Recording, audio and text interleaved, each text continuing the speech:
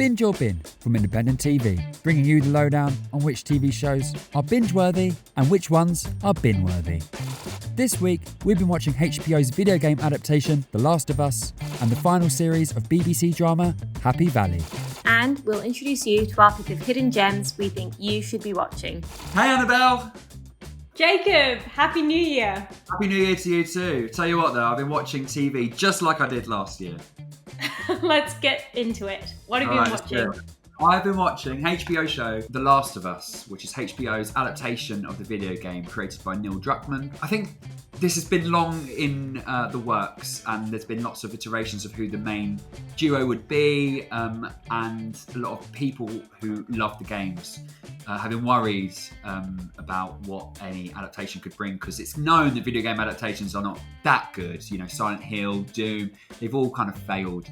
So I'm really happy to say that The Last of Us seems to have escaped the video game trappings to be a really fun, tense, scary TV show in its own right. And I think that a big part of that is to do with the creator of the show, Craig Mazin, who did Chernobyl a few years ago, which is obviously one of the greatest miniseries of all time. I think it's commonly agreed and accepted now. His next thing is Last of Us, and I think he's shown that he's going to keep up the quality. I'm not saying it's as good as Chernobyl just yet, but I'm saying it has the potential to be. If you don't think there's hope for the world, why bother going on? You haven't seen the world, so you don't know.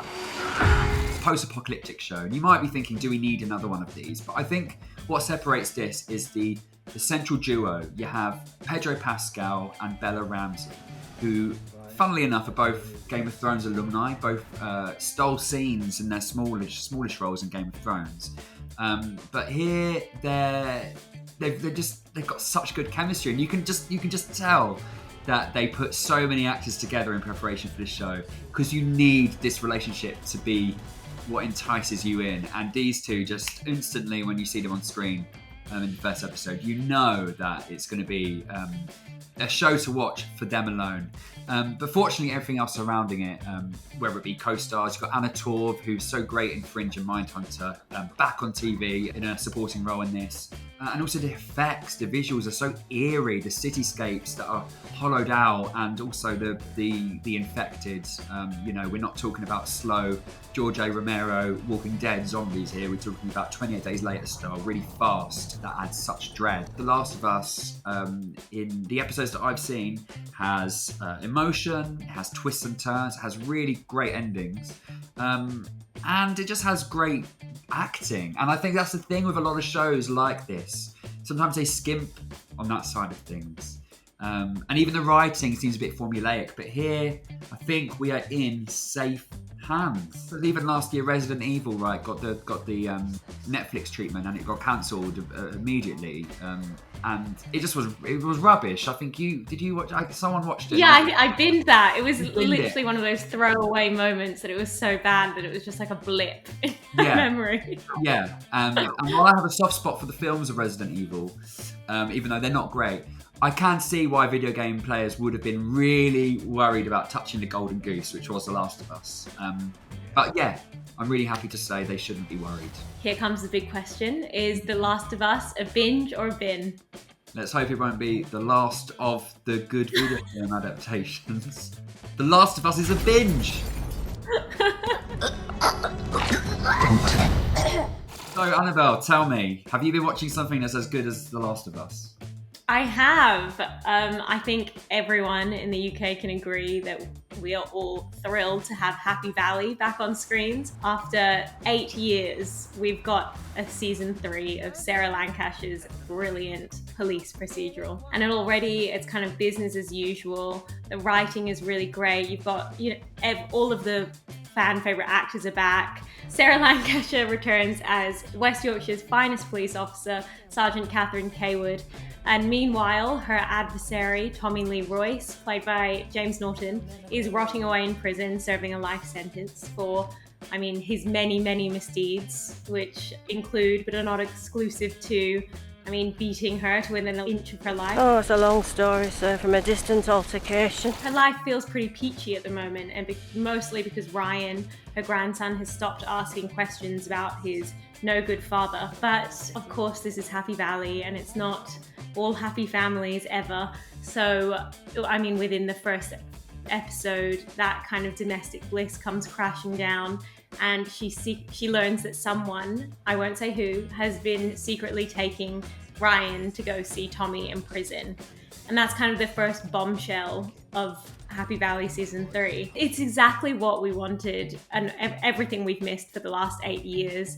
There's lots of, like, you know, the underbelly, like the criminal underbelly of West Yorkshire, and you've got all the characters returning. You've got Anne Gallagher, who obviously in season 1 was kidnapped by Tommy Lee Royce and now is a police officer in her own right, and kind of you see her struggling to come to terms with the trauma of all of that. And one of the best bits, I think, it's so crazy to see Ryan all grown up. He's played by Rhys Connor, who portrayed the character when he was just like a child actor, and I think it's so great that they've been able to, you know, keep the same actor, and he does such a good job at playing this moody, turbulent teenage boy. And James Norton, so far in the episodes that have come out, he's kind of mostly been seen, you know, doing what he does best, brooding and just looking sinister and menacing in his prison cell. But yeah, the return of Happy Valley has just been, I mean, it's one of the UK's best police procedurals, which is, I mean, really saying something considering how many great TV shows there are out there. All eyes are on this last series, right? Because it's been on a high for, you know, the past 2, and everyone wants it to end well. So it seems to be on the right track. So is Happy Valley a binge or a bin? Well, it's definitely a binge. Is that good? It's a teasy, a twit. They'll let you loose for one of them. Yeah, why wouldn't they?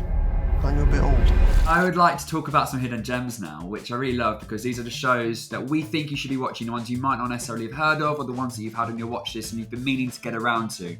And we think you should fast track these to the top of your list. So for me, my hidden gem this week is Somebody Somewhere, which is a comedy drama following a 40-something named Sam, who is played by Bridget Everett. Now, this show's based on her life. The reason I mention her age is because it's kind of set around what they're describing as her midlife crisis. She returns home with her sister, having sadly died, and she's just trying to come to terms with her place in the world and trying to find out if there's anything more meant for her. Hey! It's a little bit early to be doing that, isn't it? It's 12:30. Really? Nice underpants. Oh. It's set in small town Kansas, and there's a series of supporting characters around her who at first she doesn't really feel like she belongs with, but slowly and surely she kind of makes her imprint on them and them on her, and it's really heartwarming in that way, and it's got the emotion laced in as well. Bridget Everett, who is, you know, she's not been in a wide array of films and TV. She's known for being actually a Broadway star. But I first saw her in a film called Patty Cakes, where she displayed this wonderful voice, and now I can see exactly why she's on Broadway. You got the voice of an angel. What are you going to do? She's just one of the most lovable, welcoming screen presences I saw in any show that was released last year. And I was really overjoyed to see that the show's come back for a second series, because it really just kind of hits this sweet spot between it's not too schmaltzy and it's not too hardcore and miserable. It just really toes the line really perfectly. Created by, I should say, Hannah Boss and Paul Thurene, who, again, play credits, not really much TV and film to their name.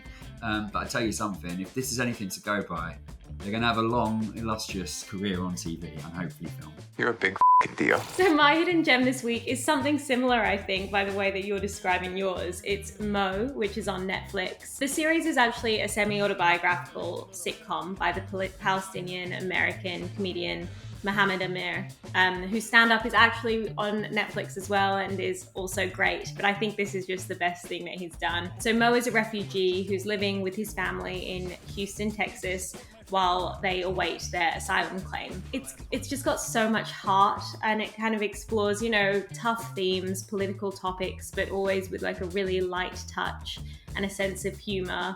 And like you said about your hidden gem, it never gets schmaltzy and it never gets too miserable. It just kind of toes that line perfectly. No, not Palestine, Texas. Israel, man. Israel. Oh, it's Shalom.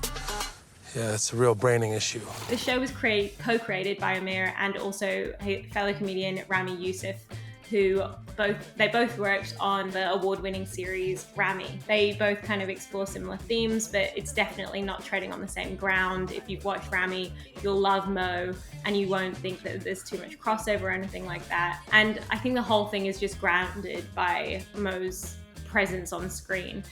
I'm always so astounded to see how, how good comedians are as actors, how people can be so good at two different things. But you would never think that you would think that him on screen is an actor first and foremost.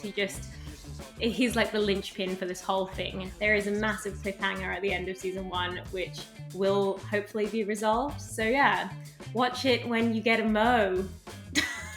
A lot of jokes. Thanks so much for watching Binge or Bin. That is more than enough to keep you going until we see you again next time. Like and comment below and subscribe for more from independent TV.